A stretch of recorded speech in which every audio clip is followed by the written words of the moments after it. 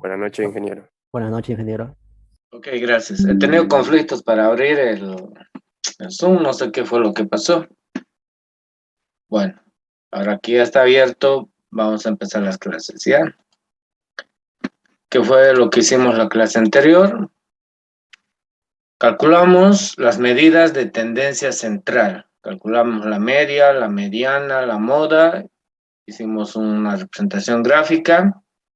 Y ahora lo que vamos a hacer es calcular las medidas de posición. Lamentablemente, para calcular las medidas de posición, tengo que volver a hacer este cuadro, porque no puedo trabajar sobre esto, lamentablemente. ¿Ya? Pero, obviamente lo resolvemos ahorita.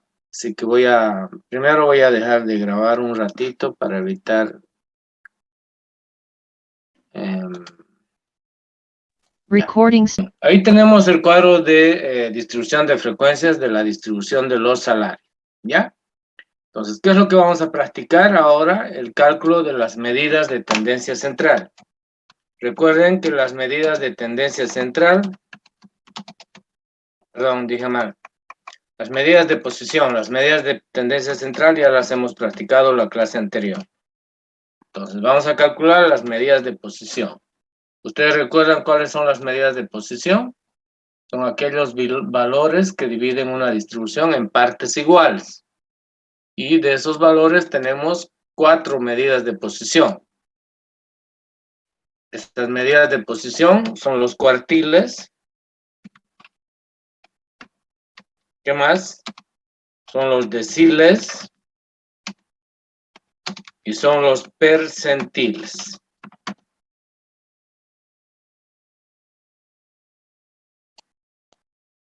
Muy bien. Los cuartiles, ¿recuerdan ustedes? Dividen una distribución en 4 partes iguales. Por tanto, dijimos que hay 3 cuartiles, el cuartil 1, el 2 y el 3. Si hablamos de los deciles, dividen en 10 partes iguales. ¿Cuántos deciles hay? 9. Del 1 al 9. Y los percentiles dividen una distribución en 100 partes iguales. Cada parte representa 1%. ¿Cuántos percentiles hay? 99. Muy bien. Entonces vamos a elegir un cuartil. Y vamos a elegir a ver qué cuartil quieren calcular. Vamos a aprovechar de calcular el cuartil 2. Recuerden que cuando hicimos la explicación teórica, dijimos que el cuartil 2 es exactamente igual a la mediana. Vamos a verificar si eso es cierto, aprovechando de aprender de calcular el cuartil 2. Entonces, la pregunta es, ¿qué valor tiene el cuartil 2? Lo primero que vamos a hacer es escribir la fórmula del cuartil. Recuerden cómo se escribe o cómo se denota la fórmula de un cuartil. Ponemos Q sub I. Recuerden que I puede valer 1 o 2 o 3, dependiendo si es el cuartil 1, el 2 o el 3. Con la fórmula del cuartil 1 dice límite inferior de clase del cuartil más, y abrimos un corchete. Y dentro de ese corchete vamos a hacer esta relación. Vamos a multiplicar y voy a poner de color rojo porque ese I va a depender si es el primer cuartil, el segundo cuartil, el tercer cuartil.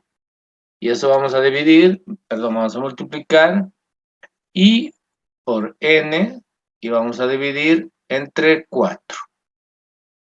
Menos, ¿por qué entre 4? Porque un cuartil es un valor que divide los cuartiles son valores que dividen la distribución en 4 partes iguales. Menos frecuencia acumulada de la clase anterior al cuartil, por eso lo escribimos I menos 1. Cerramos el corchete, la frecuencia absoluta de la clase del cuartil, y todo eso multiplicamos por el ancho de clase. Muy bien. Esta es la fórmula del cuartil, esa es la que hemos escrito en la parte teórica. Entonces la pregunta ahora es, necesitamos calcular el cuartil 2. Entonces, ¿qué hacemos para calcular el cuartil 2? Lo primero que hacemos es preguntarnos, ¿Cuál es la clase del cuartil 2 con un signo de interrogación? ¿Cuál es la clase del cuartil 2? Esa es la pregunta, ¿ya? ¿Cuál es la clase del cuartil 2? Muy bien. ¿Por qué me estoy haciendo esta pregunta? ¿Por qué debo interrogarme siempre? ¿Dónde está la clase? ¿Cuál es la clase a la que pertenece el cuartil que quiero buscar? Porque este es el CDF y el CDF tiene 7 clases. Entonces, la pregunta es, ¿en cuál de esas 7 clases está el cuartil 2? ¿Está en la primera, en la segunda, en la tercera? ¿En cuál clase está? ¿Está en la segunda aquí? ¿Está aquí en la tercera? ¿Está en la cuarta? ¿Está en la quinta? ¿Está en la sexta? ¿O está en la séptima? Entonces, cuando decimos cuál es la clase del cuartil 2, lo primero que vamos a hacer es elegir una clase y de ahí vamos a sacar todos los valores. Entonces, ¿qué hacemos? Recuerden que lo único que tenemos que hacer es saber el concepto de cuartil. ¿Qué es un cuartil? Es el valor o aquellos valores que dividen una distribución en partes iguales. Por tanto, si nosotros nos preguntamos cuál es la clase del cuartil, pues tenemos que responder. ¿Y con qué vamos a responder? Con esta expresión que acabo de poner en un círculo, porque ese es el concepto de cuartil. Entonces, aquí vamos a decir I por N dividido entre 4. Calculamos. ¿Cuál es el valor de I? 2. ¿Por qué? Porque es el segundo cuartil el que quiero. Entonces vamos a multiplicar 2 por N. Y el valor de N es 50. Aquí está el valor de N. Esto es, recuerden que la sumatoria de los N sub I es igual a N. Muy bien. Y dividimos entre 4. Por tanto, aquí vamos a tener un valor. 2 por 50 es 100. Y 100 entre 4 es 25. Entonces, ¿qué vamos a hacer? Ese valor 25 lo vamos a buscar en la columna, en el cuadro, en el CDF, en la columna que corresponde. Entonces, no se olviden, el resultado de I por N sobre 4 siempre es una frecuencia acumulada menor que. ¿Por qué? Porque fíjense, este tiene que ser un N sub I menos N sub I menos 1. Es decir, tenemos que tener la misma frecuencia acá. Entonces, este es un N sub I. ¿Dónde voy a buscar? Lo voy a buscar aquí, en esta columna central. Ahí lo voy a buscar. Busquemos dónde está el 25. Está, fíjense, entre el 22 y el 34. ¿A cuál voy a aproximar? Siempre recuerden al superior. Está ahí en medio, ¿no? 25 está entre 22 y en 34. Entonces, ¿qué voy a hacer? Cuando no encuentro ese valor, siempre aproximo al superior. Entonces, el superior vendría a ser ¿cuál? Vendría a ser 34. Entonces, ¿qué voy a hacer ahí? En 34, en esa clase de 34, voy a poner un cuadro y voy a decir, ahí se encuentra el cuartil, horrible este color, vamos a cambiar. Ahí se encuentra el cuartil 2. Voy a cambiar por este de aquí. Entonces, aproximamos a este y quiere decir que el cuartil va a estar entre 360 y 380. Ahí va a estar el cuartil 2. Para eso nos preguntamos y para eso respondemos. Bien, entonces, ahora voy a calcular. Aquí está la fórmula, fíjense. Cuartil 2. Cuartil 2. Vamos tomando los datos. ¿De dónde voy a sacar los datos? Obviamente, el límite inferior, este límite inferior tiene que ser ¿de dónde? De la clase del cuartil 2. ¿Y cuál es la clase del cuartil 2? Es esto que está pintado de verde. Que dicho sea de paso, debería haber puesto eso y me olvidé. Ahorita lo ponemos. Quiere decir que el cuartil 2 está entre 360 y 380. Entonces ahí voy a poner Q2, porque quiere decir que el cuartil 2 está entre esos dos valores. Muy bien. Esa es la clase del cuartil 2. Entonces, ahora ya puedo sacar valores. Límite inferior de clase 360. Aquí está. Anotamos 360 más, abrimos corchete, ponemos esta línea, este valor, y por n sobre 4 es 25. Menos este n sub i menos 1, nos vamos a donde está pintado, y en vez de que sea este, porque este 34 sería la frecuencia de la clase del cuartil, pero este menos 1 me está diciendo es una antes, por tanto uno antes es este, 22. Entonces va a ser 22. ¿Cuál es la frecuencia absoluta de la clase del cuartil? Aquí estoy indicando con el lápiz, es 12. Cerramos el corchete y multiplicamos por el ancho de clase. ¿Cuál es el ancho de clase en este caso? Es 20. Es decir, de 360 a 380 son 20 y el ancho de clase es constante en todas las clases. Y listo, ya tengo el cuartil 2.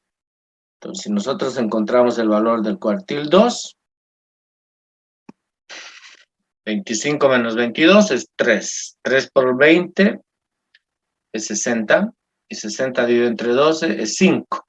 Y 360 más 5 es 365. Por tanto, el cuartil 2 es $365. Muy bien. ¿Cómo interpretamos? Para interpretar voy a hacer aquí un dibujito para que ustedes comprendan el cuartil 2. Esta es la distribución. Y en el medio está el cuartil 2, el que acabamos de calcular es el cuartil 2. A la derecha del cuartil 2, recuerden, a la derecha del cuartil 2 hay 50% de observaciones. ¿Por qué? Porque los cuartiles dividen la distribución en 4 partes iguales. Ahí está una, ahí está otra y ahí está otra. Entonces, acabo de encontrar este cuartil 2. Pero este cuartil 2, ¿qué está haciendo? Está separando los valores. Hacia arriba del cuartil 2 están 50% de observaciones. En otras palabras, la mitad. Y a la izquierda, a este otro lado, están el otro 50% de observaciones, la otra mitad. Porque cada parte representa 25, más 25, 50, más 25, 75, más 25, 100. El cuartil 2 es el que está bien en el medio. Entonces, ¿cómo vamos a hacer la interpretación? La interpretación del cuartil 2 tendría que ser la siguiente. El salario máximo de la mitad de los trabajadores menos pagados es pesos 365. Listo. Esa es una interpretación. Si quiero lo puedo interpretar de otra manera. ¿Cómo sería de otra manera? Si interpretamos hacia el otro lado. ¿Qué es lo que he hecho ahorita? He interpretado el salario máximo de la mitad de los trabajadores menos pagados es $365. ¿Dónde están los menos pagados? El cuartil 2 hacia la izquierda, hacia este lado. Espera un minutito, aquí está. El cuartil 2 hacia la izquierda. Por eso se dice el salario máximo de la mitad de los trabajadores menos pagados, porque hacia el lado están los menos pagados, es 365. ¿De qué otra forma podría interpretar? Podría decir lo contrario. Escuchen y miren. El salario mínimo de la mitad de los trabajadores mejor pagados es esos 365. Los mejor pagados están de aquí, de esta línea del cuartil 2 hacia la derecha y son exactamente la mitad. Por tanto, ese Q2, ese salario vendría a ser el mínimo, pero de los mejor pagados. O sea, puedo interpretar por cualquiera de los dos lados, ya hacia la izquierda o hacia la derecha. Ahora vamos a verificar si ese cuartil 2 es igual a la mediana o no. Eso lo habíamos calculado en la clase anterior. Aquí está, miren. Aquí está la mediana y aquí está el valor. ¿Lo pueden ver aquí? 365. Entonces, el cuartil 2 y la mediana siempre van a tener el mismo valor. Eso quiere decir. Muy bien. Ahora ya sabemos calcular un cuartil. Ustedes, si quieren practicar, pueden practicar y calcular el cuartil 1 y calcular el cuartil 3. Lo único que va a cambiar aquí es que I va a tener otro valor, ¿no es cierto? Aquí va a ser 1. 1 por 50 dividido entre 4. Ya no va a ser 25. Va a ser 12.5. Entonces buscan aquí 12.5 y sería aquí. Aproximarían al 13, por tanto el cuartil 1 estaría entre 320 y 340. Hacen lo mismo, lo resaltan y sacan los datos. ¿Pueden calcular el cuartil 3? Sí. Tendría que ser 3 por 50. Eso es 150. Divide entre 4. ¿Cuánto es 150 dividido entre 4? 75, 37.5. Vienen acá, buscan 37.5. No hay. Aproximamos al 43 y el cuartil 3 estará entre 380 y 400. Y hacen lo mismo. Muy bien.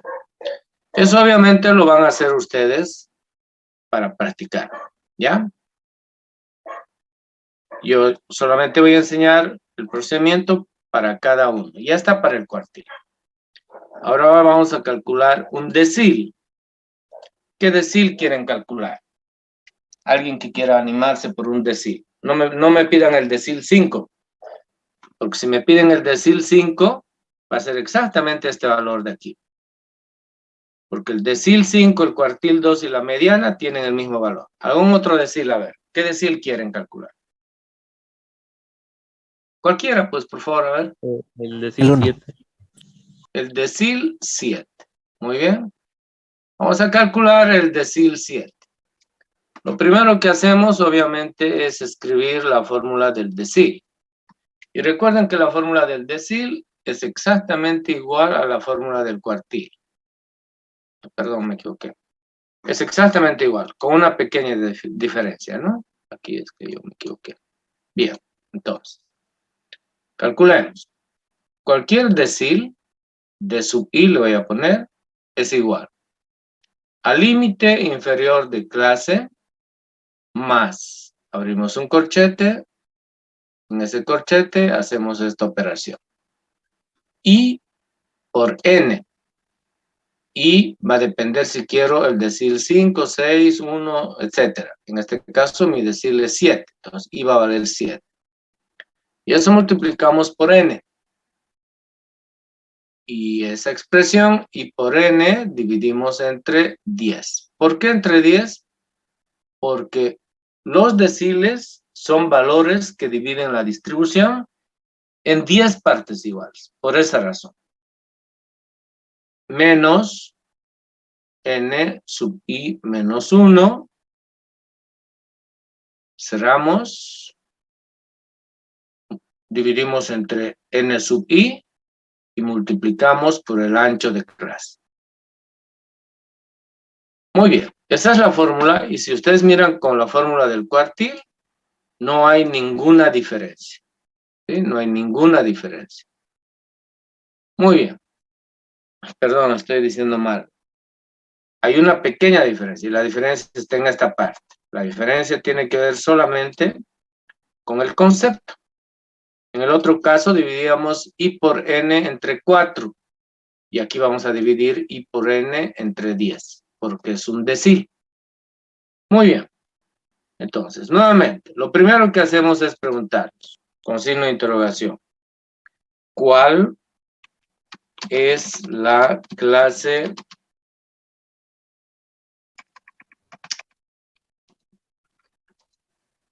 del decil 7?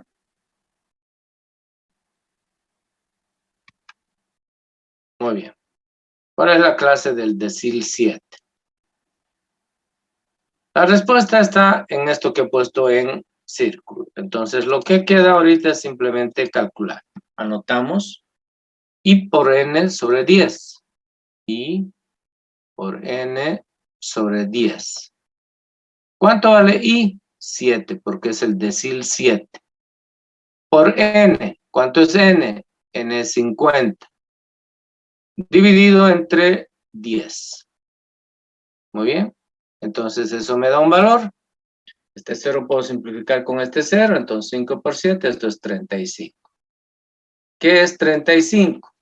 Este 35 es una frecuencia acumulada menor que. Siempre lo ponemos así. Y decimos, eso es una frecuencia acumulada menor que. Aquí hicimos lo mismo, miren.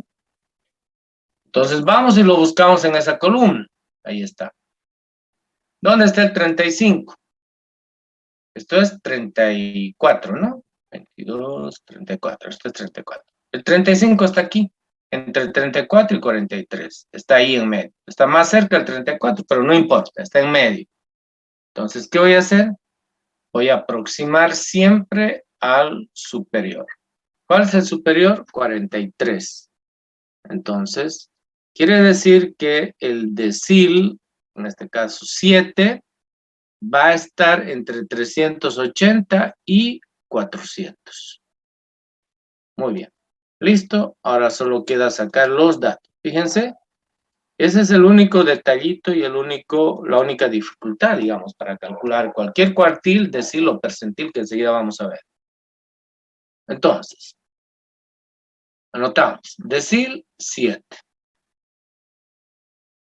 Dice la fórmula, límite inferior de la clase del decil 7. Ya lo hemos coloreado, es 380.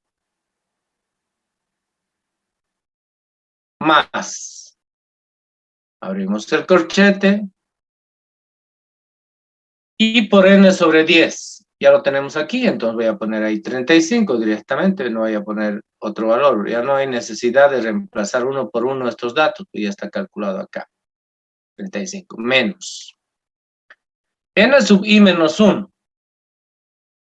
Me está diciendo la frecuencia acumulada menor que de la clase anterior. Recuerden que la clase anterior es esta, por tanto la frecuencia es 34.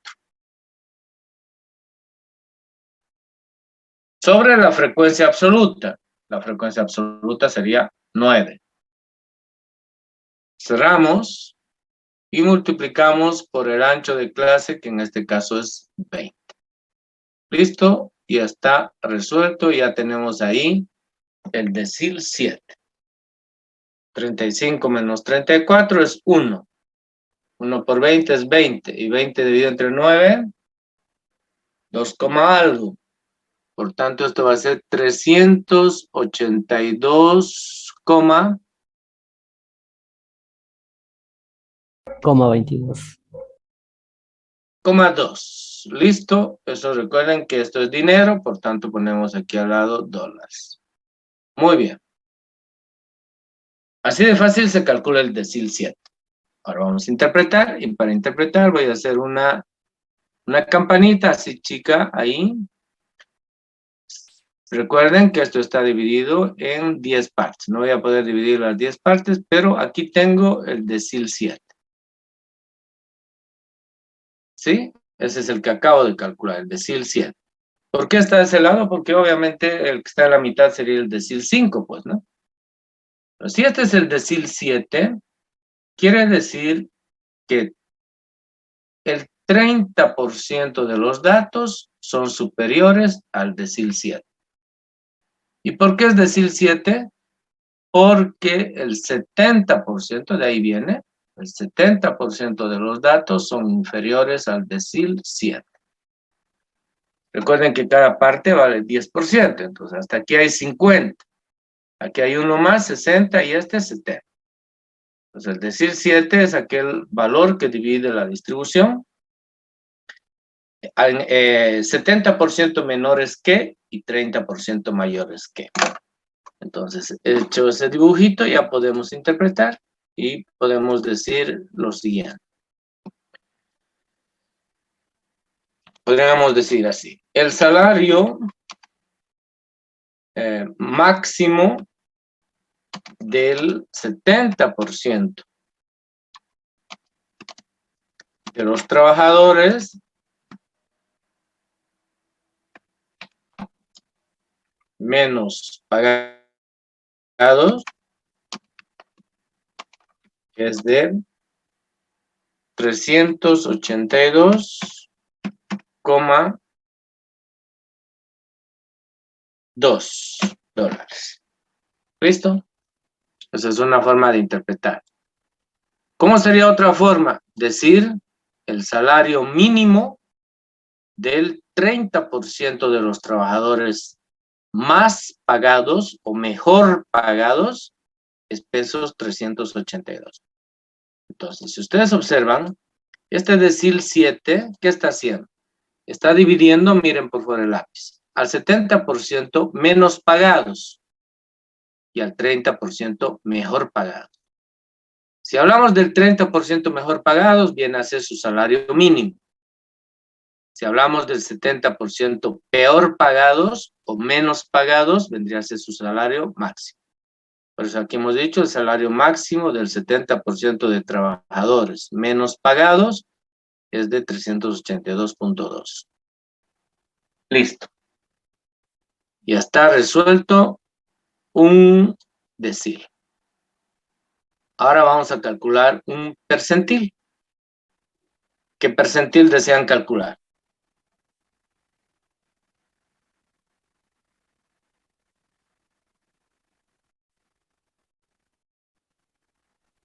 El 2. Percentil 2.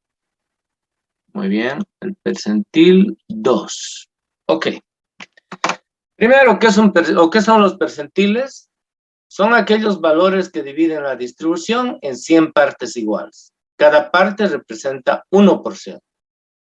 Por tanto, si estamos calculando el percentil 2, quiere decir que estamos calculando el valor máximo para el 2% de los trabajadores. O el valor mínimo para el 98% de los trabajadores. Muy bien, ya su compañero eligió el percentil 2, entonces vamos a calcular el percentil 2. Muy bien, esa es nuestra interrogante. Entonces, ¿qué hacemos? Obviamente, primero vamos a escribir la fórmula del percentil. Cualquier percentil es límite inferior de la clase del percentil más, y ponemos entre paréntesis o en un corchete la misma expresión anterior. Solo que aquí, un minutito por favor, está horrible, voy a borrar. Bien, más, vamos a abrir un corchete y vamos a poner ahí. I por N, el valor de I lo vamos a poner de rojo porque ese I puede tomar valores desde el 1 hasta el 99, porque recuerden que hay 99 percentiles. Entonces, I por N sobre 100. Menos N sub I menos 1. Y dividido sobre N sub I. Y por el ancho de clase. Muy bien. Si ustedes observan, también es la misma fórmula del decil y el cuartil con pequeña variación. ¿Y dónde está la variación? Precisamente está en el concepto. Y el concepto tiene que ver con el concepto, en este caso, del percentil. ¿Qué son los percentiles? Son aquellos valores que dividen la distribución en 100 partes iguales. Y cada parte representa 1%. Muy bien. Entonces, ¿qué es lo primero que vamos a hacer? Nos vamos a preguntar. ¿En qué clase está el percentil 2? Entonces, ¿cuál es la clase del percentil 2? Esa es la pregunta. ¿Ya? ¿Cuál es la clase del percentil 2? Entonces, ¿cuál es la clase del percentil 2? Lo único que tenemos que hacer es utilizar este concepto y reemplazar los valores. Nada más. En otras palabras, el concepto de percentil, que es... Perdón un minutito. Ya, ahora sí. Que es I por N dividido en 100 partes. Por tanto, I en este caso vale 2, 2 por 50, que es el tamaño de la muestra, y dividido entre 100. Entonces, quiere decir que 100 dividido entre 100, este resultado es 1. Ese resultado siempre es una frecuencia acumulada menor que. Entonces lo voy a poner así, en un círculo, y le voy a poner aquí n sub i. Muy bien. ¿Dónde lo voy a buscar? Aquí. Entonces, como es el valor de la frecuencia absoluta es 1, quiere decir que está antes del 4. Miren, está ahí, voy a poner un punto. Está antes del 4. Entonces, ¿qué voy a hacer? El percentil 2 está en la primera clase. Voy a agarrar un color, voy a agarrar este color de aquí y voy a resaltar esa clase. Muy bien. Quiere decir que todos los datos lo vamos a sacar de ahí. ¿Por qué? Porque aquí en esta clase está el percentil 2. En la naranja, me olvidé poner, estaba el decil 7. Voy a poner aquí, ¿ya? De ahí sacamos el decil 7. Listo, entonces saquemos los valores. Ya está subrayado, coloreado, perdón, y ahora solo hay que sacar el valor. Estoy calculando el percentil 2. Límite inferior de la clase del percentil, 180. Más, abrimos el corchete, hacemos esta línea y decimos, y por n sobre 100 ya lo hemos calculado, eso es 1. Menos, fíjense aquí dice, n sub i menos 1. Si solo fuera n sub i, el valor sería este 4. Pero como me está diciendo menos 1, me está diciendo una clase anterior. Pero ya no hay una clase anterior. Entonces ese valor es 0. ¿Entendieron? Aquí dice la frecuencia acumulada menor que de la clase anterior a la clase del percentil 2. Esta es la clase del percentil 2 y esta es la frecuencia acumulada, n sub i. Anterior sería aquí y no hay. Entonces, si está fuera del cuadro, quiere decir que su frecuencia es 0. Por eso he puesto 0 acá. Sobre n sub i, nos vamos simplemente a esa fila y el valor está aquí, es 4. Y todo eso multiplicamos por el ancho de clase. ¿Cuánto es el ancho de clase? 20. Muy bien, listo. Ya está el percentil 2. 1 por 20, 20, 20 de entre 4, 5, 180 más 5, 185. Ingeniero, no es ¿No 180. sería 285? Sí, es 200, sí tiene razón. 285. Esto es 280. Entonces esto es 285. ¿Listo? Resuelto. Si queremos interpretar, nos hacemos aquí un dibujo. Un dibujito pequeño. En la mitad de la campana siempre está el percentil 50 en este caso, pero nosotros hemos calculado este de aquí. El percentil 2. ¿Qué quiere decir haber calculado el percentil 2? Que por debajo de ese percentil están acá el 2% de las observaciones. Y por sobre el percentil, acá están el 98% de las observaciones. Entonces, si interpretamos, tendríamos que decir, bueno, voy a escribir aquí. El salario mínimo, perdón, el salario máximo, voy a empezar por ahí, el salario máximo del 2% de trabajadores menos pagados es de, ¿dónde está? $285. Listo. Puedo interpretar de la otra manera y decir el salario mínimo del 98% de trabajadores mejor pagados es de $285. Muy bien. Por cualquier lado hacemos la interpretación. Y obviamente que queda claro. Listo, señores. Ahí están los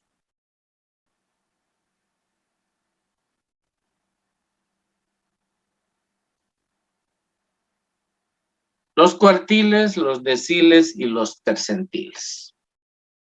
Muy bien. Entonces, ¿qué vamos a hacer? Vamos a aprovechar de dar una tarea aquí. Solamente para que practiquen el cálculo de las medidas de tendencia central. Entonces, perdón. Voy a poner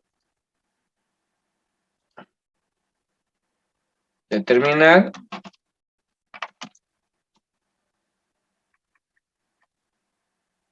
los valores de cuartil 3, percentil, a ver qué percentil, perdón, primero decil. Decil, a ver qué decil, 3. Y el percentil, a ver qué percentil, el 86. Listo.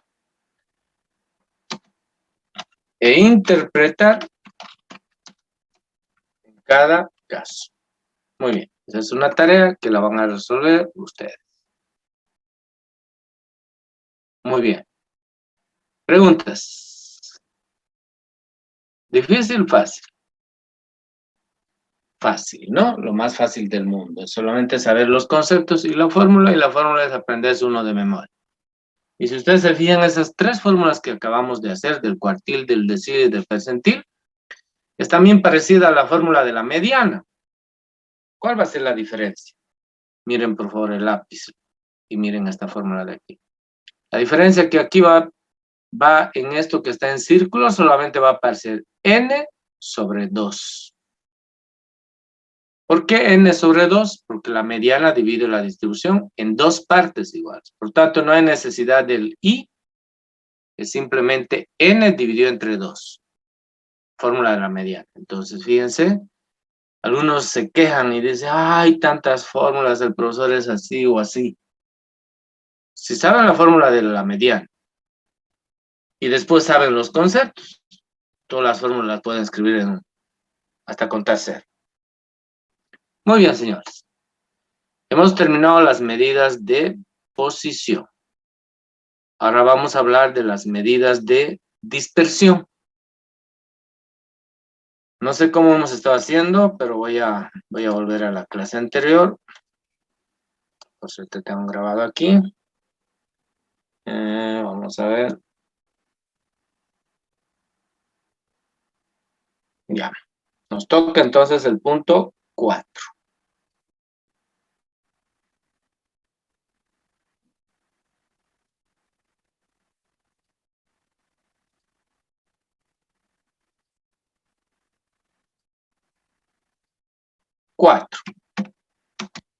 ¿Qué vamos a estudiar en el punto 4? Las medidas, otro grupo de familia, las medidas de dispersión. Muy bien, medidas de dispersión.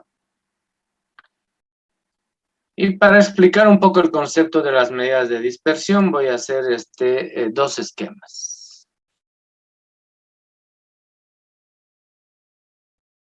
Uno ahí y otro aquí.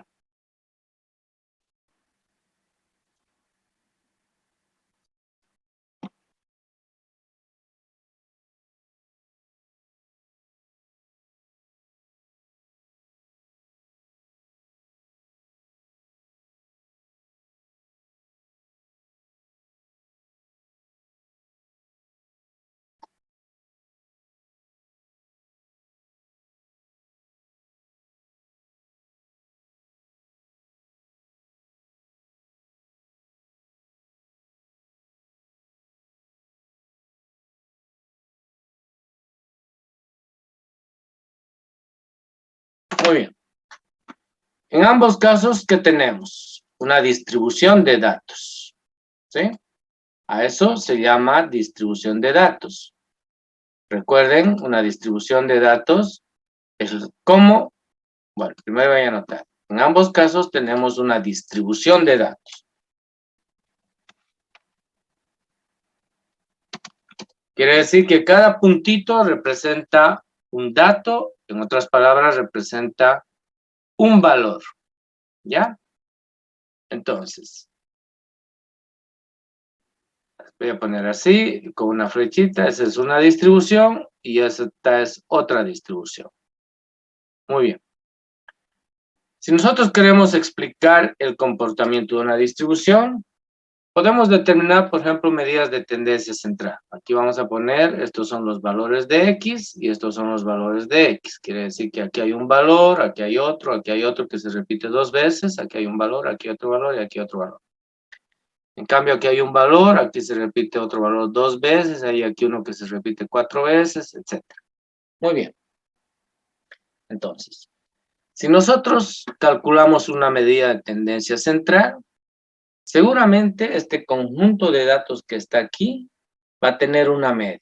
¿Dónde? Vamos a suponer que la media está por aquí. Vamos a suponer, ¿ya? Entonces, esa es una medida de tendencia central. A eso le llamamos media. Recuerden que ese es un estimador. Aquí, si nosotros calculamos la media, también más o menos la media va a estar por aquí. No sé si va a estar exactamente aquí, pero a ver, vamos a ponerla ahí. Vamos a suponer que está ahí también. Casi en la misma altura que en el caso anterior. Recuerden que estos son estimadores. Entonces, la pregunta, primero voy a escribir aquí. La media es un estimador. En este caso voy a poner en plural porque son 2. Tenemos 2 muestras, si ustedes quieren, o 2 distribuciones. Por tanto, tenemos aquí un estimador, que vendría a ser este, y el otro estimador vendría a ser este de aquí, de la otra distribución. Y ahora vamos a formular una pregunta. ¿Ya? Vamos a decir. Perdón, me equivoqué. Ahora sí. ¿Cuál de los promedios, voy a poner entre paréntesis que esos vienen a ser estimadores, voy a cerrar el paréntesis, es más confiable? Muy bien, esa es la pregunta. ¿Cuál de los promedios o estimadores es más confiable? Ahí tenemos 2. ¿Sí? Y obviamente vamos a, como aquí dice media, le voy a poner un numerito porque esa es una distribución y esta es otra distribución y le voy a poner media 2. Entonces la pregunta es, ¿cuál de los 2 promedios? ¿El primero o el segundo es más confiable?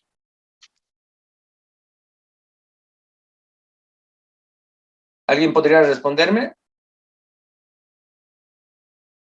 Mientras lo piensan, me da un minutito.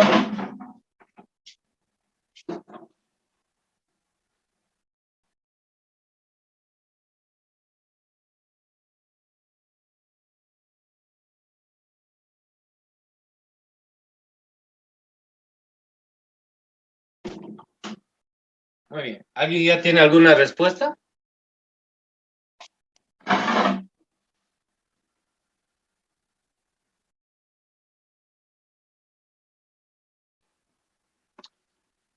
¿Alguien tiene alguna respuesta? Bien. El segundo, estimador, ¿Por qué? Dime por qué simplemente. por la cantidad de datos que tiene. Por la cantidad de datos que tiene. ¿Alguien puede decir algo más? Lo contrario, rectificar lo que dice su compañero. Muy bien. El promedio más confiable, tiene toda la razón su compañero, es el promedio 2. Pero no por la cantidad de datos, ojo, sino por por la menor dispersión de los datos. Si ustedes observan, aquí es cierto que hay más datos, pero el número de datos no tiene nada que ver en este caso con que esta media sea mejor que esta de acá, sino la dispersión de los datos. ¿Qué quiere decir la dispersión de los datos? Si ustedes observan esta distribución, la segunda, tiene menor o es menos dispersa que la primera distribución. Si ustedes se fijan acá, por ejemplo, entre este dato y este dato, hay una barbaridad de diferencia. Podemos suponer que esto es 2 y esto va a ser 10. Lo mismo aquí, fíjense, hay otro dato que también nos muestra un valor más alejado de este otro dato. Y si miramos también este dato y miramos este otro, están bastante alejados los datos unos entre otros. A diferencia acá, donde los datos están más juntos unos con otros y se repiten el mismo dato varias veces. Entonces quiere decir que aquí la dispersión de los datos es menor. En cambio aquí la dispersión de los datos es mayor. ¿Ya? Entonces, aquí voy a poner lo siguiente. Y lo voy a poner de rojo. Menos dispersión. Ya expliqué qué significa o por qué estoy hablando de menor dispersión de datos. Oh, perdón, me equivoqué. Esto es al revés. Aquí hay menos dispersión. En cambio, aquí hay más dispersión, quiere decir que los datos están más alejados unos de otros. Más dispersión de datos. Así está un poquito más claro cuando le pongo el más dispersión de datos. Y aquí hay menos dispersión de datos.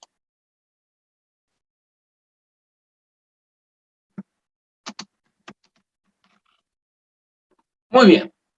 Entonces, ahora la pregunta es, ¿por qué la media o el estimador de la segunda distribución es mejor que la 1? Que la estimación de la primera distribución. ¿Por qué los datos tienen menos dispersión? ¿Y qué significa que los datos tengan menor dispersión? Quiere decir lo siguiente, ¿ya? En estadística,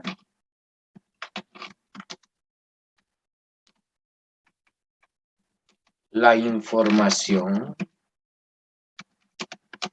de los estimadores es más confiable cuanto menor dispersión tienen los datos analizados u observados.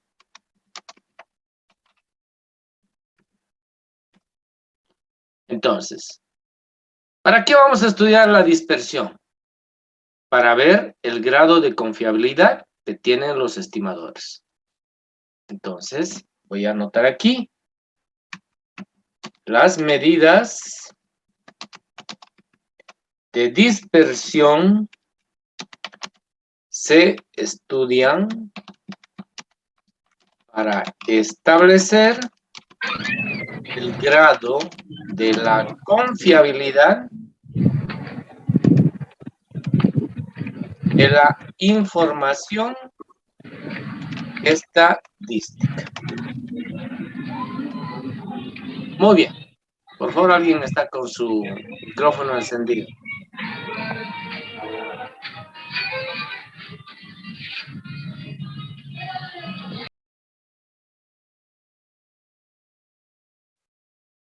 Muy bien. Entonces, las medidas de dispersión se estudian para establecer el grado de la confiabilidad de la información estadística. Quiere decir que cuando la dispersión es muy alta, la información es no es confiable. Y cuando la dispersión es muy baja, quiere decir que la información es confiable. En otras palabras, la dispersión debería tender a ser 0. Cuanto más cerca del 0 está la dispersión, quiere decir que la información es más confiable. Muy bien. Entonces, ¿qué más vamos a notar ahora? Vamos a notar que existen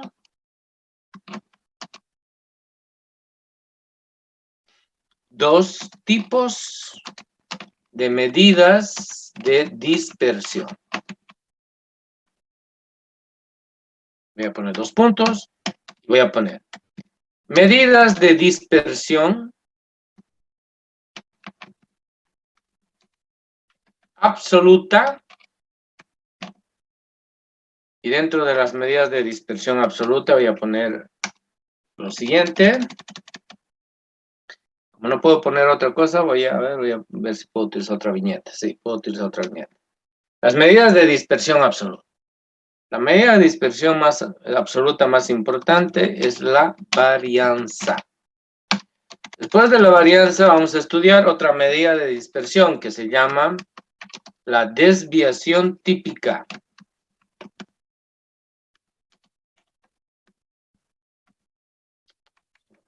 La desviación típica.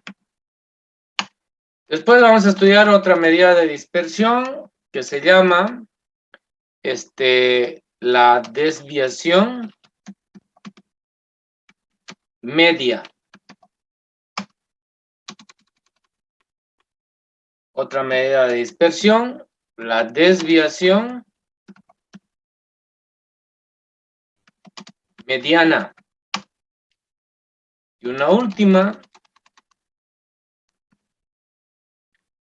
la desviación, aquí me faltó la palabra, la letra D. La desviación cuartílica o intercuartílica. Perdón, o intercuartil, así se llama. Desviación cuartílica o desviación intercuartil. Esas son las medidas de dispersión absoluta. Enseguida voy a explicar por qué se llaman medidas de dispersión absoluta. Y también tenemos las medidas de dispersión relativa. Y dentro de estas medidas de dispersión relativa, solo hay una que la vamos a estudiar y es la única y la más importante, se llama el coeficiente de variación. Listo, ¿ya? Entonces, reitero, existen, dice, dos tipos de medidas de dispersión. Entonces, unas son las medidas de dispersión absoluta y otras son las medidas de dispersión relativa. Entre las medidas de dispersión absoluta tenemos la varianza, la desviación típica, la desviación media, la desviación mediana, la desviación cuartílica o intercuartila. En cambio, hay una sola medida de dispersión relativa, que se llama el coeficiente de variación. Ahora, ¿por qué se llama medida de dispersión relativa? Lo voy a anotar a un costadito, perdón, aquí. ¿Por qué se llama medida de dispersión absoluta? Lo voy a anotar de la siguiente manera, después lo acomodo. Miden la dispersión, no, sí, está bien. Miden la dispersión de los datos a través de un número. Ojo, a través de un número. Estoy hablando que puede ser un número entero o fracción. Por tanto, es un número que pertenece al intervalo de los números, perdón, es un número que pertenece a los números reales. Entonces, la dispersión se mide a través de un número de manera absoluta. Por eso se llama medida de dispersión absoluta, ¿ya? Por eso es una medida de dispersión absoluta. Enseguida voy a desarrollar cada uno de ellos, no se preocupen, ahorita solamente estoy dando conceptos. Bien. ¿Y por qué será medida de dispersión relativa? Medida de dispersión relativa, porque la dispersión, les voy a explicar aquí, la dispersión se mide a través de un valor porcentual. Como es una sola, entonces decimos, mide la dispersión de los datos de manera porcentual. Suficiente, de manera porcentual. Muy bien. Entonces, entre las dos medidas de dispersión absoluta o relativa, ¿cuál es la mejor? Obviamente la medida de dispersión relativa. Ya lo van a ver más adelante por qué, pero les voy anticipando que la mejor medida de dispersión es la medida de dispersión relativa.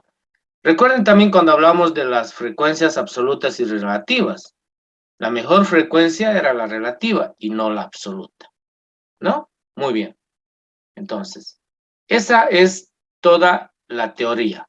Ahora, ¿cómo vamos a medir la dispersión? Eso más voy a explicar aquí, porque van a ver que son solo fórmulas, pero es muy fácil explicar el comportamiento de la dispersión.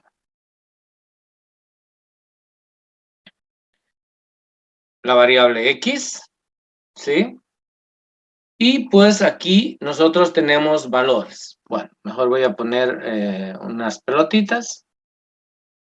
Y recuerden que unos puntitos, quiero decir, ¿no? Quiere decir que ese valor aquí tiene ese puntito aquí tiene un valor.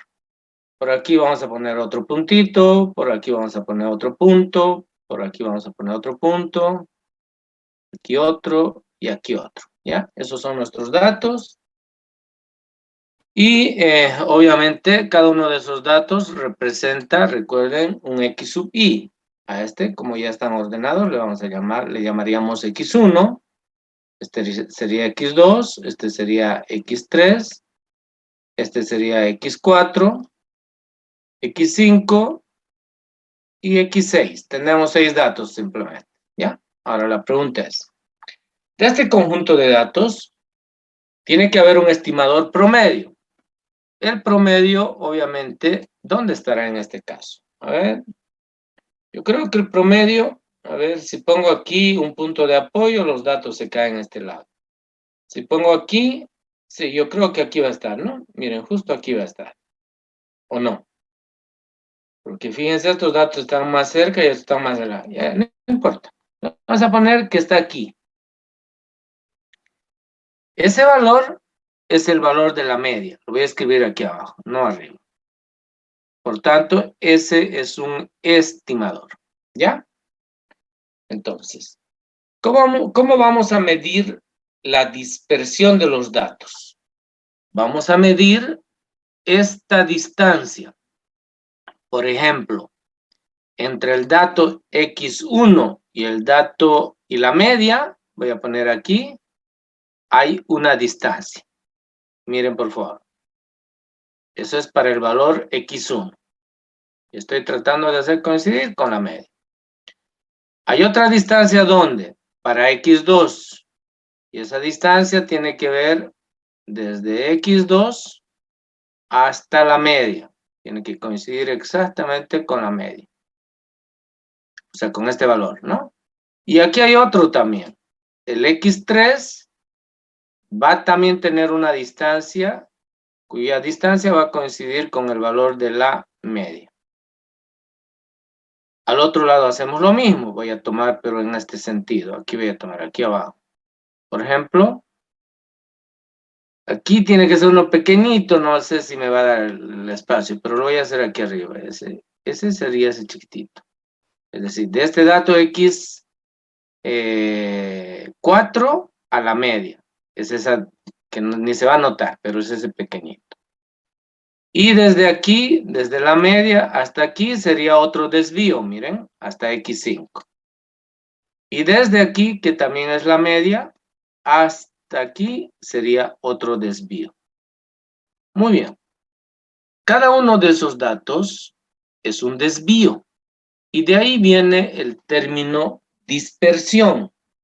Quiere decir que cada dato respecto de la media se desvía. Por tanto, le vamos a llamar así D sub I, ¿ya? Esos son los desvíos.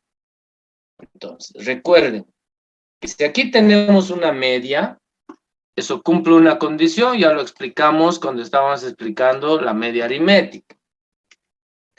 Si el estimador es esta media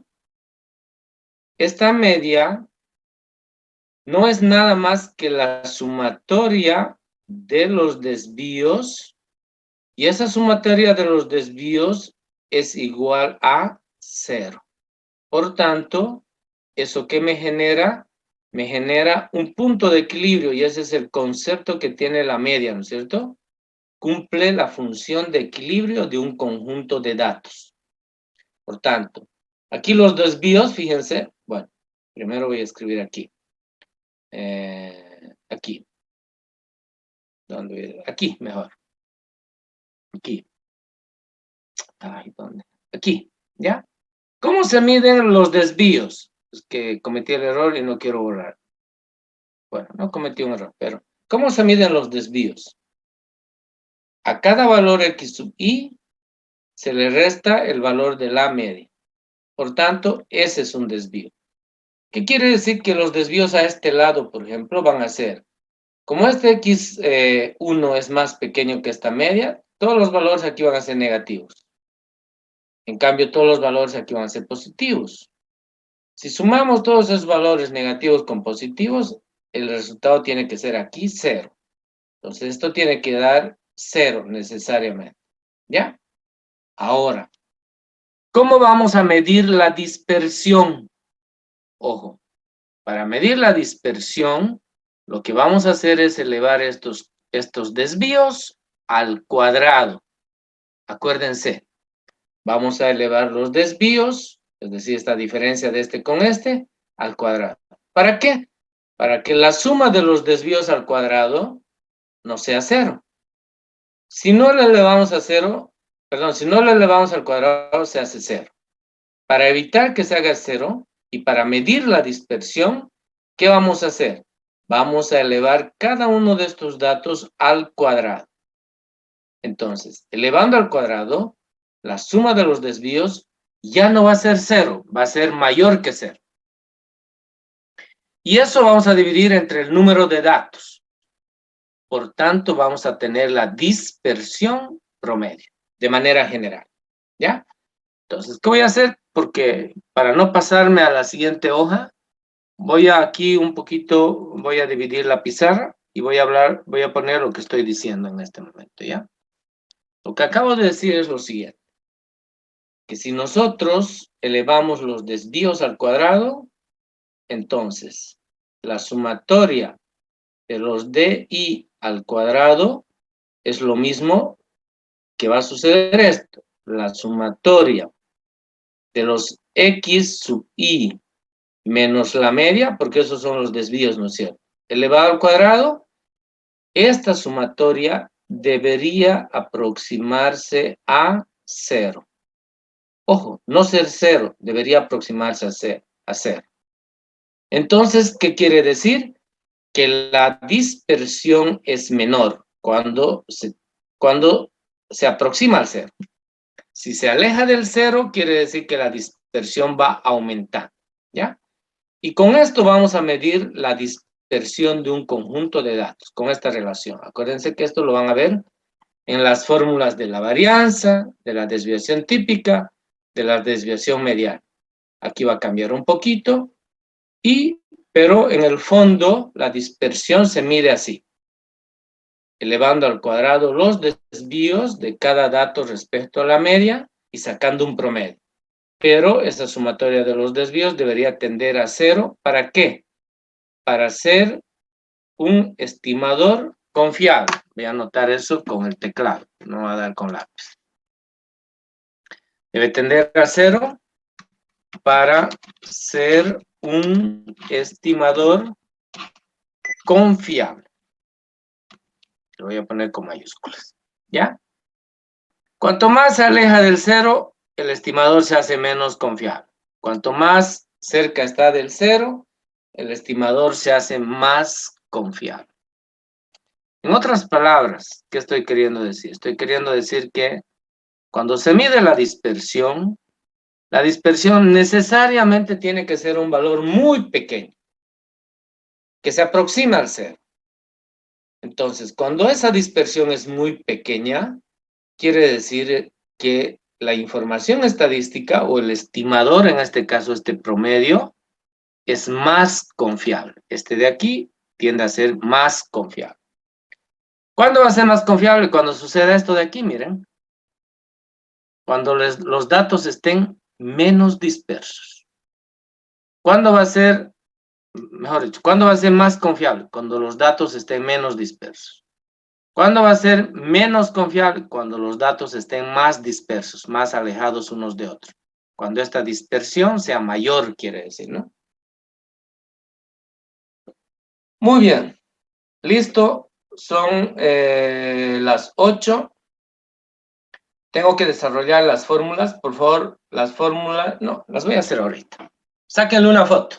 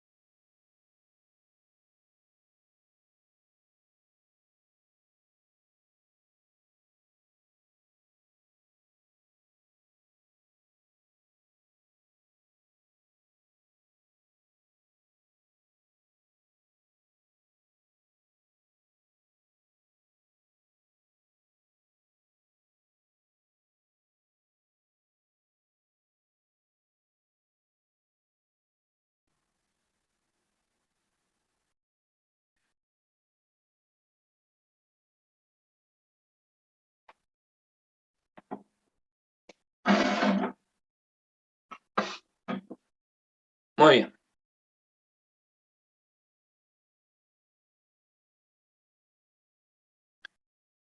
Entonces, ¿qué voy a hacer ahora? Voy a escribir las fórmulas de cada una de las medidas de dispersión. Recuerden que la más importante, bueno, no la más importante, la que empieza siempre calculándose para la dispersión se llama varianza. ¿Ya? Varianza.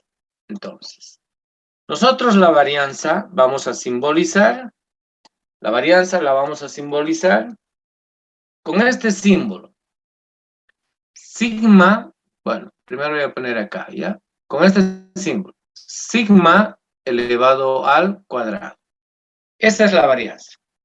O también podríamos simbolizar, cuando ustedes revisen el libro, los libros, aparece así la palabra var, quiere decir varianza, y entre paréntesis aparece x, quiere decir la varianza de la variable x, o la dispersión de la variable x. Muy bien. Entonces, ¿cómo se calcula la varianza? La varianza es, voy a utilizar regla, y ahora van a ver lo que estaba explicando, va a aparecer aquí. Es la sumatoria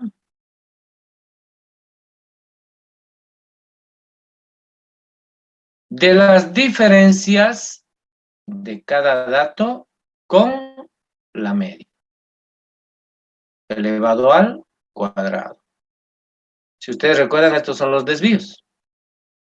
Pero es un desvío, o sea, se suman todos los desvíos, pero se dividen entre n. ¿Por qué?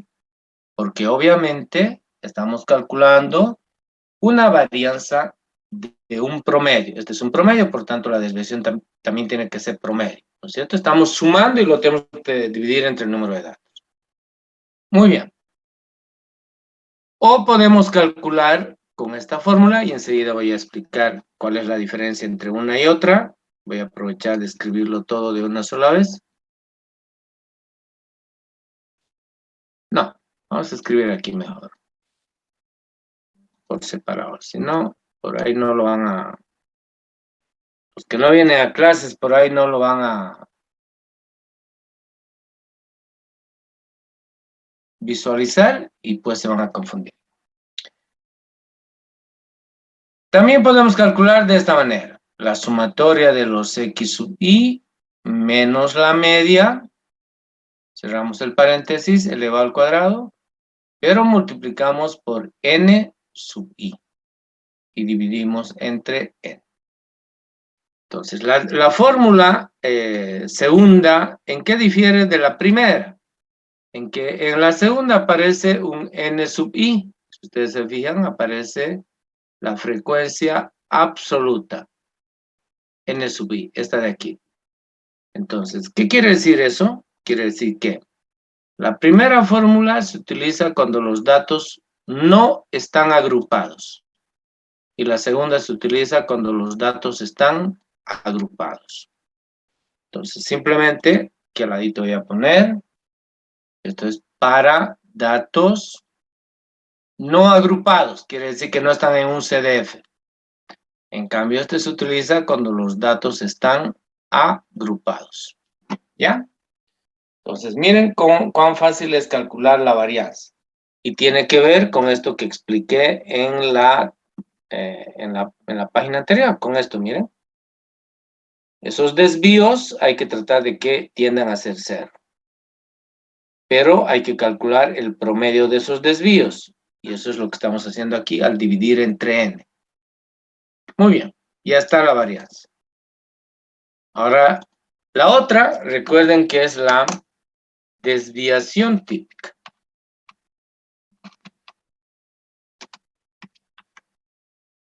¿Cómo se calcula la desviación típica? Primero, vamos a simbolizar la desviación típica. La desviación típica no es nada más que sigma. Miren, la varianza era sigma al cuadrado, miren el lápiz. Con la desviación típica es simplemente eso. Entonces, ¿cómo se calcula la desviación típica? A esto solamente se le pone una raíz y ya está resuelto. Entonces, lo voy a escribir de todas maneras para evitar complicaciones. Entonces, la desviación típica en un caso y la desviación típica en el otro caso. Recuerden que aquí tiene que haber una raíz cuadrada y lo mismo aquí tiene que haber una raíz cuadrada. Voy a aprovechar.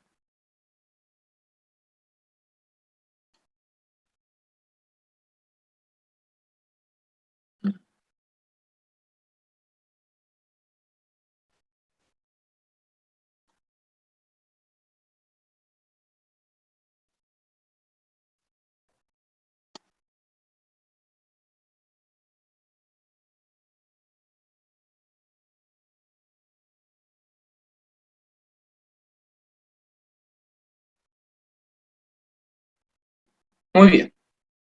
Entonces, esta desviación típica en ambos casos solamente es la misma fórmula, pero debajo de una raíz cuadrada. Entonces, aquí vamos a tener la sumatoria de los xi menos la media, y esto elevado al cuadrado, y dividido entre n. Aquí va a aparecer la frecuencia absoluta, es decir, x sub i menos la media al cuadrado, y aquí aparece el n sub i. Sí, esta misma frecuencia absoluta. Y dividimos entre n. Este es para datos no agrupados. Y este es para datos agrupados. Bien. Listo. Simplemente lo ponemos en un cuadrito para saber que esas son la desviación típica y para datos agrupados y para datos no agrupados. Listo, señores. Ya está la desviación típica. Ahora, aquí voy a hacer una interpretación simplemente. ¿Ya? Esa interpretación tiene que ver con que, recuerden que nosotros tenemos aquí un conjunto de datos. Ese conjunto de datos está expresado por X, por una variable. Por tanto, aquí voy a poner solamente puntitos, ya no voy a poner los valores X1, X2, etc. Voy a poner así puntitos, ¿ya? Quiere decir, recuerden que esos son datos, ¿no es cierto? Muy bien. Cada puntito es un dato, por tanto, ese puntito, ese conjunto de datos tiene un promedio. Vamos a suponer que el promedio está aquí. Esa es la media aritmética. ¿Sí? La pregunta es ahora. ¿Para qué calculamos la desviación típica? Recuerden que la desviación típica, tras que sale de una raíz, tiene un signo más y un signo menos.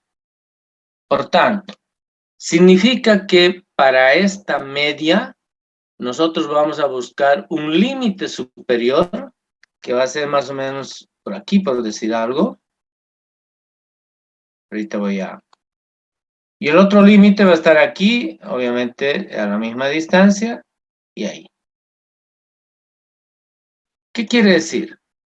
Que para la media, nosotros acabamos de establecer un intervalo de confianza. Desde la media hasta aquí hay un límite, y desde la media hasta aquí hay otro límite. Perdón, voy a borrar esto, no está correcto. Porque lo que hemos establecido es un intervalo. Quiere decir que desde aquí hasta aquí hay un intervalo. Eso es un intervalo. Por tanto, en ese intervalo, el valor de la media es confiable. ¿Qué quiere decir? Quiere decir que acá, en este punto, nosotros vamos a encontrar un valor que es el límite inferior de este estimador que se llama media. En otras palabras, ese límite inferior va a ser un valor de la media, pero para diferenciarlo le vamos a poner el valor 1. Y este de aquí también va a ser una media, solo que ese va a ser el límite superior, y para diferenciarlo le vamos a llamar media superior o media 2. Muy bien, por tanto, ¿qué quiere decir? Quiere decir que la media es confiable en estos dos, entre esos dos valores. Eso voy a anotar enseguida. La estimación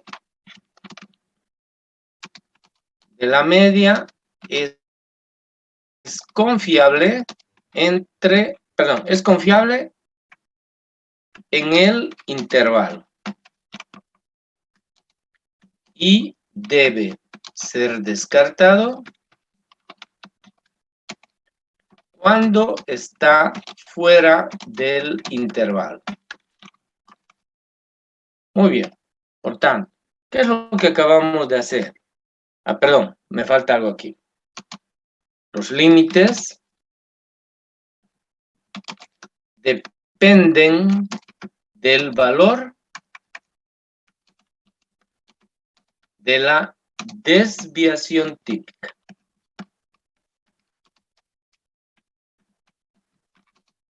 Y voy a poner entre paréntesis. Cuando se calcula la desviación típica siempre tiene dos signos, más y menos. ¿Por qué? Porque está saliendo de una raíz cuadrada, pues no. Sale de una raíz cuadrada. Aquí está, miren. Cualquier resultado que saquemos aquí, supongamos que sea 4 el resultado. El resultado es más menos 4. Entonces quiere decir que a este estimador promedio le estamos buscando un límite igual a este promedio más la desviación típica. Entonces, eso lo voy a anotar de la siguiente manera, ¿ya? Este valor X2, ¿cómo se obtiene? A la media, es decir, a este de aquí, ¿qué hacemos? Le sumamos la desviación típica. ¿Y cómo obtenemos este valor X1, el límite inferior?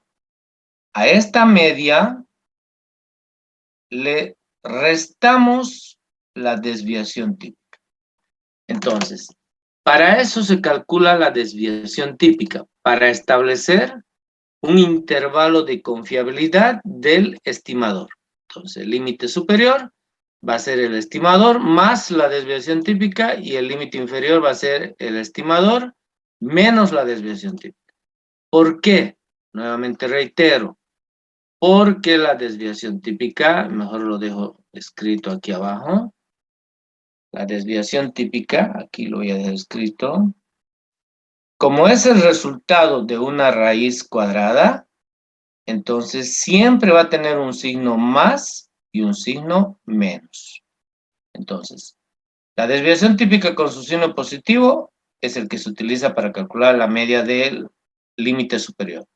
Y con su signo negativo es para utilizar la media con la desviación, perdón, es para calcular la media y la desviación típica con su signo negativo.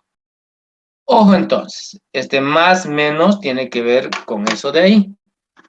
Entonces, si ustedes quieren, vamos a hacer algo más para que con esto terminemos, porque ya estamos 8:15. Estamos utilizando el más, ¿por qué razón? Perdón, cuando utilizamos el más es que estamos calculando el límite superior. Ahí está, ese sí. Y si utilizamos el menos, que es este otro signo, perdón, me equivoqué. Borramos. Y primero es esto.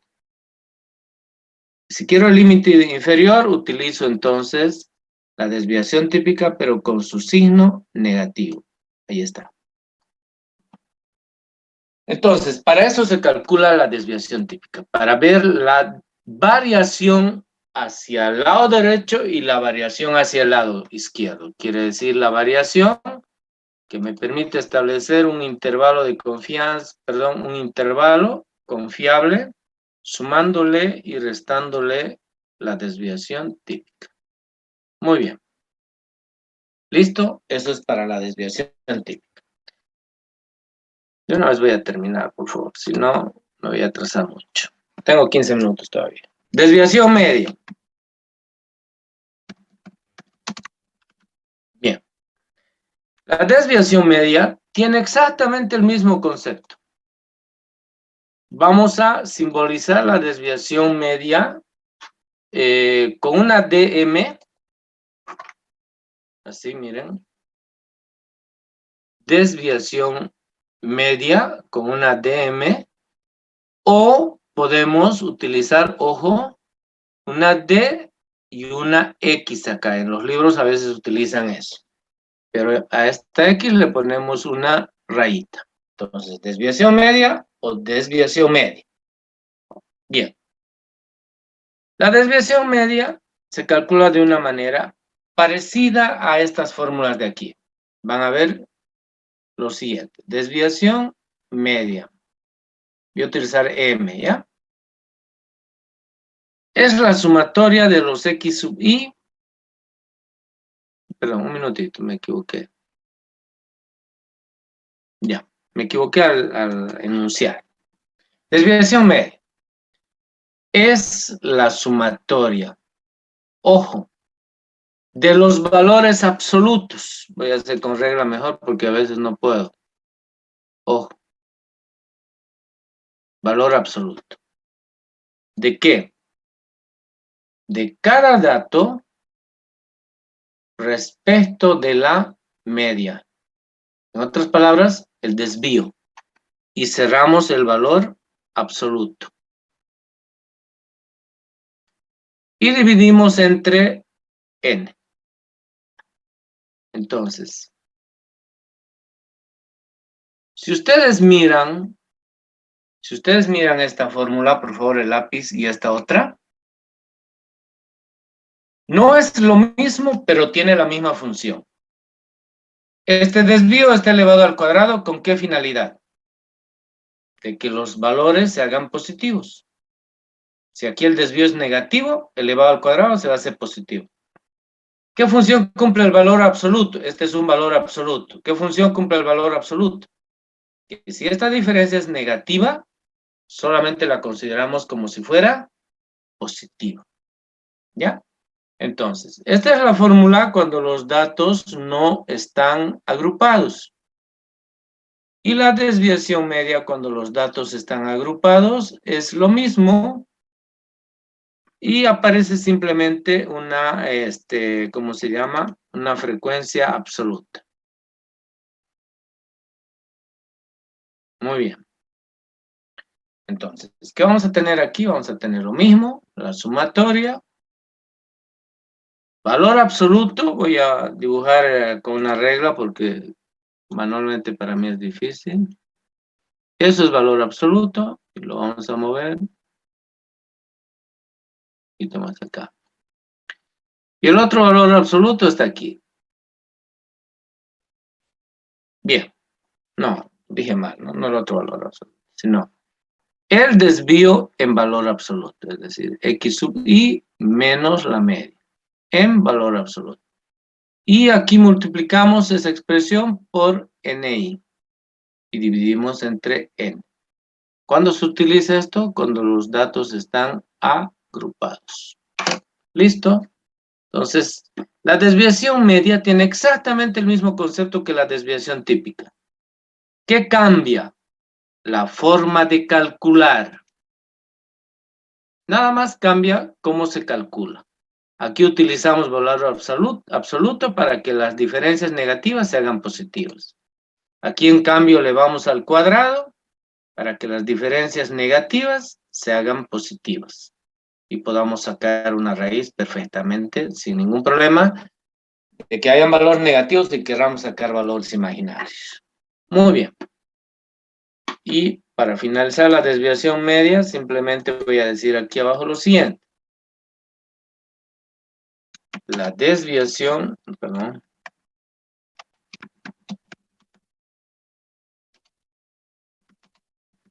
tiene exactamente el mismo concepto estadístico que la desviación típica.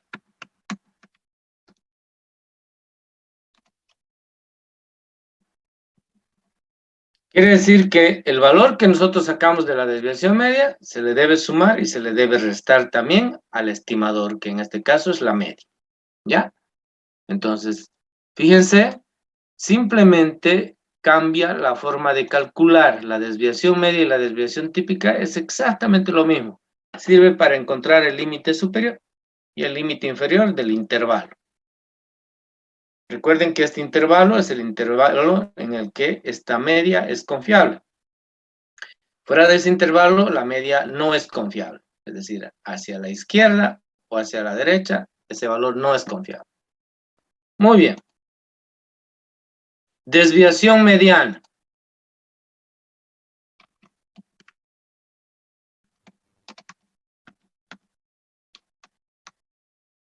¿Cómo determinamos la desviación mediana y por qué es mediana? Simplemente la desviación es mediana porque como referencia no se toma la media, sino la mediana. Deme un minutito, por favor, antes de olvidarme, quiero poner el símbolo. Cuando hablamos de la desviación mediana, vamos a simbolizar por dm sub e, desviación mediana. ¿Ya? Esta es una e por si acaso. Muy bien. Entonces, les estaba diciendo, ¿qué es la desviación mediana? Es exactamente la misma fórmula que la desviación media, solamente que miren acá. En vez de la media, voy a utilizar la mediana. Esa es la diferencia. Entonces, voy a escribir la fórmula de la desviación mediana. Por eso se llama mediana, porque toma como referencia de la medida de tendencia central, la mediana. Y aquí que hay solo una fórmula. No son dos.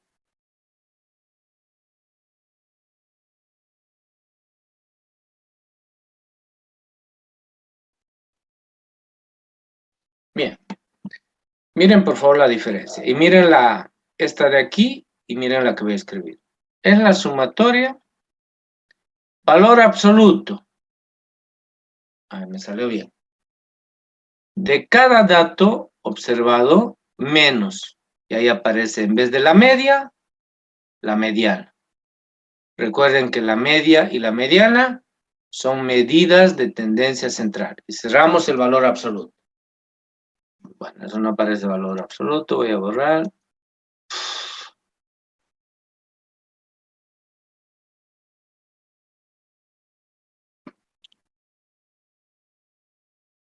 En vez de la media, simplemente utilizamos la mediana. Miren, en vez de esta X, estoy utilizando la mediana.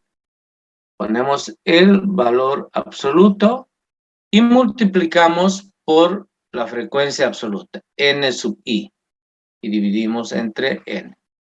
En otras palabras, la desviación mediana solo se puede calcular cuando los datos están agrupados.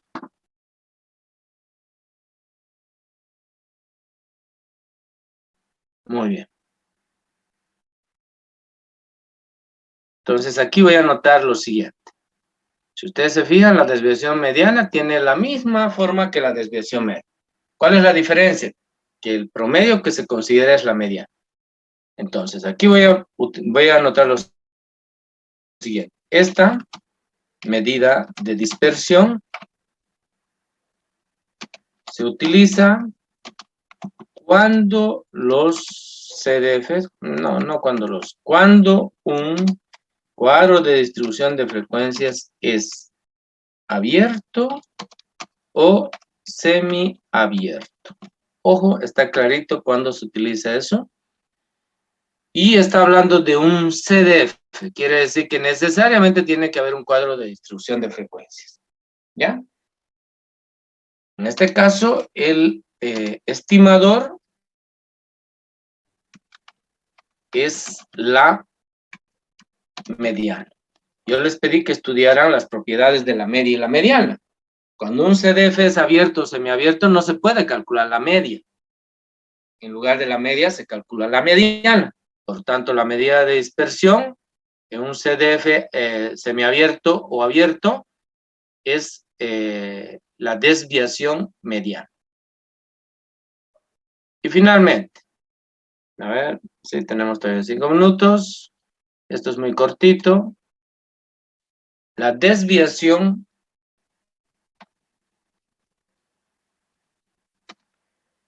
cuartílica. O, recuerden, se llama desviación.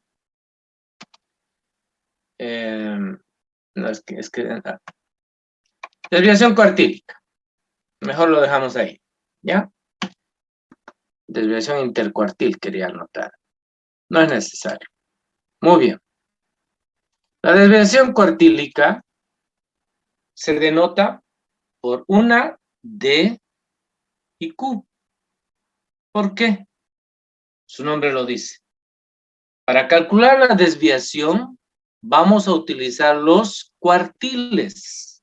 Entonces, si yo quiero calcular la desviación cuartílica, esta desviación cuartílica no es nada más que un medio, la diferencia entre el cuartil 3 y el cuartil 1. Entonces, es otra forma de medir la dispersión, pero en este caso se mide la dispersión tomando en cuenta las medidas de posición, que en este caso son los cuartiles 3 y el cuartil 1. Entonces, esta también se utiliza cuando un CDF es abierto o semiabierto. Tiene múltiples aplicaciones. Se puede utilizar para medir la dispersión, escuchen bien, ya sea en un CDF cerrado, abierto o semiabierto. ¿Listo? Quiere decir que es multiuso, si ustedes quieren.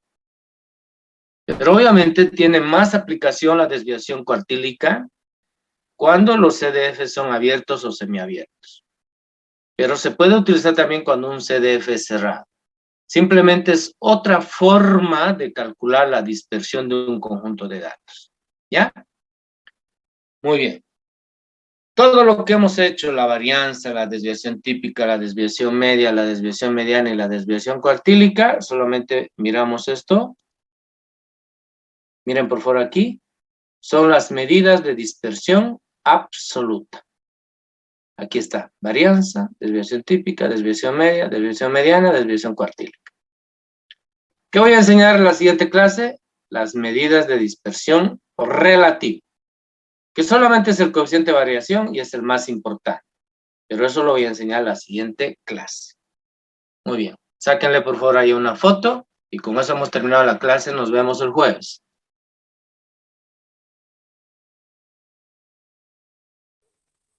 Muy bien, Saludos, hasta ingeniero. luego. Saludos, ingeniero. Recording stop.